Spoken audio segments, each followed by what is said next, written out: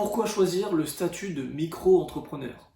Pourquoi se lancer en micro-entreprise et pas tout simplement lancer un statut juridique différent en tant que société? C'est ce qu'on va voir dans cette vidéo. Donc, comme tu l'as compris, aujourd'hui on va parler d'entreprise et plus particulièrement de création d'entreprise. Et en fait, beaucoup se lancent en micro-entreprise.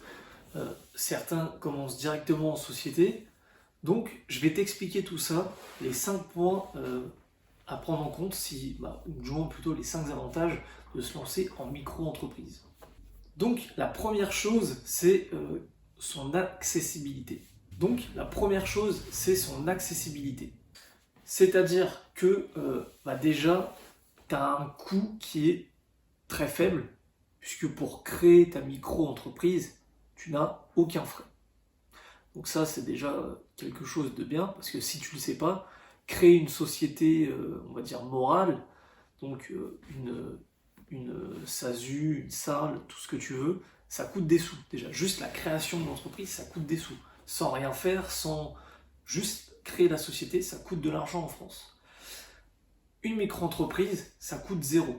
Donc ça, c'est déjà une bonne chose si tu commences ton activité et que tu n'as pas envie de mettre des sous là-dedans.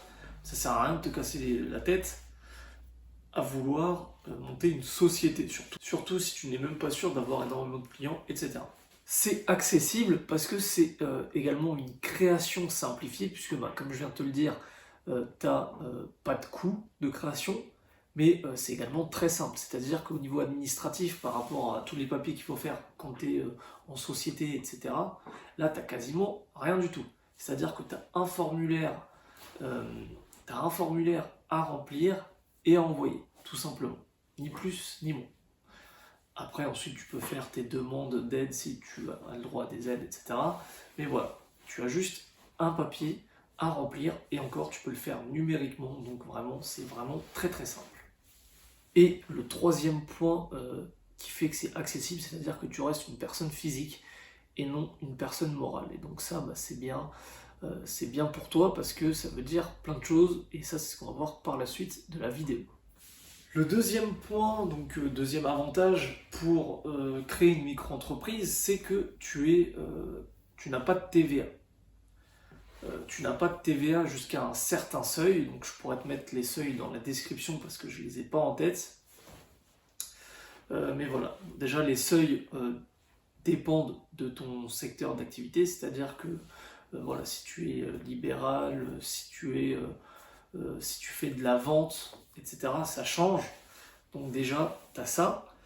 Ça fait déjà un bon seuil. Et en fait, en gros, pour te donner un ordre d'idée, en gros, avant de passer en société, admettons, on prend un exemple bidon, mais tu dois être à 170 000 euros. Si tu dépasses 170 000 euros, tu dois passer en société. Et le chiffre d'affaires que tu peux faire sans facturer et devoir la TVA, ça va être la moitié de ce chiffre d'affaires.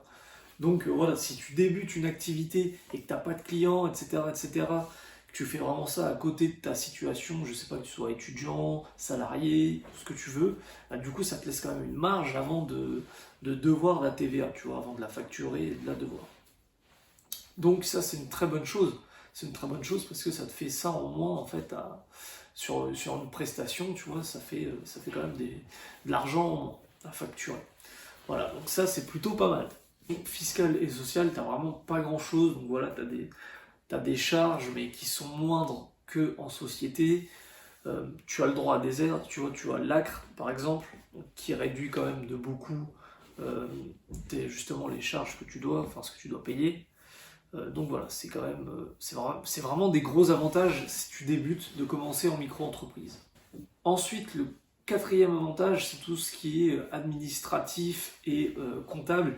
C'est-à-dire qu'au niveau de la paperasse, il n'y a pas grand-chose. Tu dois déclarer ton chiffre d'affaires tous les mois ou tous les trimestres.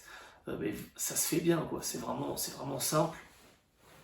Au niveau comptable, tu dois avoir un livre des recettes, donc avec les entrées et les sorties d'argent. Voilà, ça c'est obligatoire. Ensuite, tu peux également avoir un compte bancaire donc dédié à ton activité. Moi, c'est ce que je te conseille, ça permet de séparer les deux, le professionnel et le non professionnel, mais ce n'est pas obligatoire jusqu'à 10 000 euros de chiffre d'affaires par an. Donc ça, c'est pareil, c'est quelque chose à savoir. Et une chose que tu dois par contre savoir qui est très important, c'est que si tu veux ouvrir un compte dédié à ça, tu n'es pas obligé d'avoir un compte pro.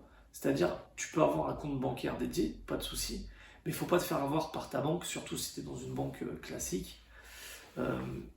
Qui eux voudront te faire ouvrir un compte professionnel qui va te coûter plus cher, etc. Ça, c'est pas obligatoire, c'est même pas obligé en fait. Tu peux avoir un compte, si tu veux ouvrir un compte, ça peut être un compte normal. Donc voilà, te fais pas avoir là-dessus parce que tu vas payer plus cher.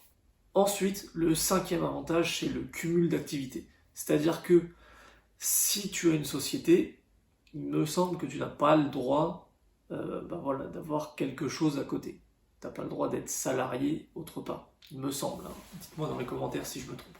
En micro-entreprise, tu peux cumuler les deux, ça pose pas de souci, sauf cas exceptionnel.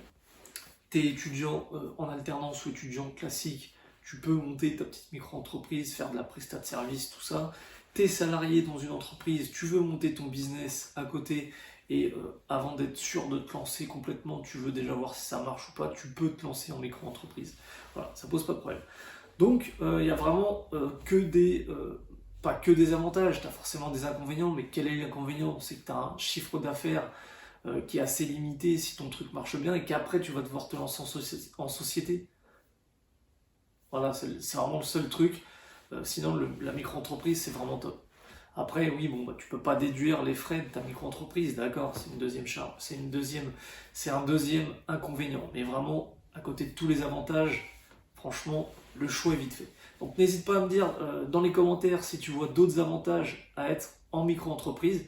Donc dis-moi vraiment dans les commentaires ce que toi tu as rajouté. N'hésite pas à liker la vidéo si elle t'a plu. Et bien sûr, abonne-toi à la chaîne pour ne louper aucune des prochaines vidéos. Salut YouTube!